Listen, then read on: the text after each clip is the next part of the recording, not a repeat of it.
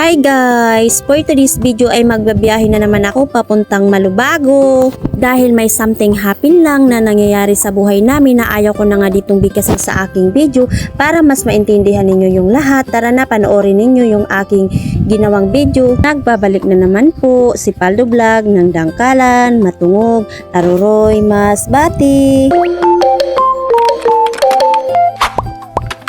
Ang ganda-ganda ng panahon ngayon, kung nakikita ninyo dito sa aking video ay napakalinaw ng dagat at maaliwalas talaga yung panahon. Masarap mag-swimming ngayon at mag-outing kasama yung pamilya. Kaso sa bidyong ito ay pupunta nga kami sa lugar ng Malubago dahil may something happen nga na ayaw ko nang bigkasin dito, pero kung napapansin naman ninyo sa aming pananamit dito ay alam nyo na yan, kaya ayaw ko na po talaga siyang bigkasin. Ganyan naman talaga sa buhay natin na may mangyayari na ayaw at gusto natin, kaya wala tayong magagawa kundi tanggapin na lang natin ito sa ayaw at gusto din natin. Malapit lang naman yung Aroroy papunta dito sa Malubago, siguro mga 30 minutes lang or 25 minutes ay nandito ka na agad sa Malubago. Ipapakita ko nga lang pala sa inyo yung view papunta dun sa Malubago. Dahil small content creator pa lang ako, hindi ko nga alam kung meron ako ditong followers. Kahit nga taga Aroroy ako or taga Masbate ay kukunti lang yung followers ko dito sa Masbate. Mas marami pa yata yung mga taga Maynila. Pero okay lang yan. Ang mahalaga ay lumalaban ako ng patas. Wow! Sana all marunong din pala ako ng patas. At ito na nga pala ang daungan ng Malubago. Halatang bagong gawa. Siguro kung i-rate ko itong kanilang daungan ay 5 stars sa akin. Sana all may pa-rating si Paldo Vlog. Kaya sa mga taga Malubago dyan, baka naman pwede nyo akong ipalo para lamang yun sa magandang sinabi ko. Ay!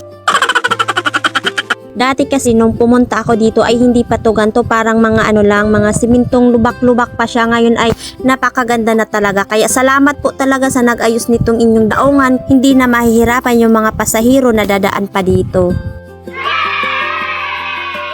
Masarap sana maligo dito ngayon sa dagat, pero naisip ko saka na lang pag wala na talaga kaming problema. Kaya uunahin na namin muna ito bago yung mga happiness na yan. Nandito nga din pala yung aking mother and father. Nagbibinta sila ng mga gulay kasi kagagaling lang nila sa Piodoran. Nag-buy and sell sila. Ayan o, sa mga gustong bumili, yung kilo lang nito guys, 50 lang yung kilo. Guys, nito yung kilo kasi yung kuha lang naman nila doon ay 30 lang naman. Paldo Vlog. Paldo talaga si mother kasi 30 lang yung kuha. Bininta niya ng 50. Paldo talaga mother. Hindi naman kasi na nagpapatubo guys ng mahal kasi. Pang gasolina lang naman kasi nagbakasyon sila dun sa Albay, dun sa Piodoran. Para makabawi lang naman ng ano. Ayan. Dito sila dito. Oo, didi lang. Bawang makuha ka. Ayun. Hindi naman sila nagpatubo ng mahal kasi kapalit lang naman ito ng panggas gawa nung nagbakasyon sila dun sa Albay sa Piodoran. Guys, ng mga ano, wow, super lucky. Ayan o.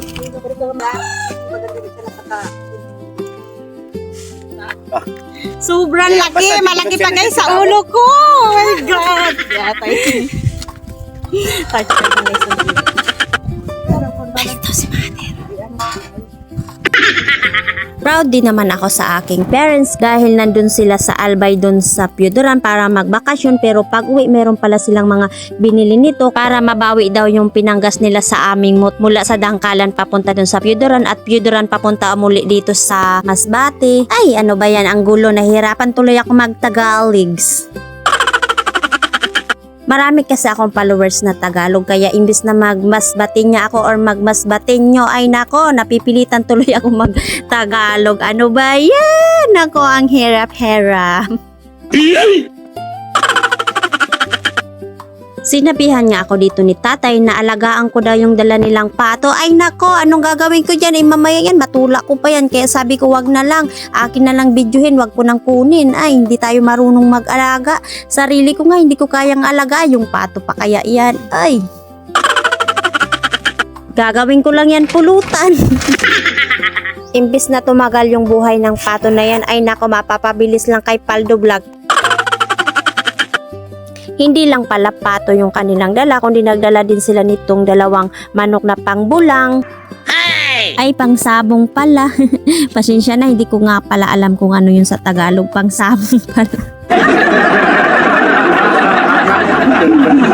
Tara, nabos na yung paninda ni Mother. Pang-ulam na lang yung natira. At yun lang po mga Kapaldo Vlog. Bye-bye. Thank you po for watching.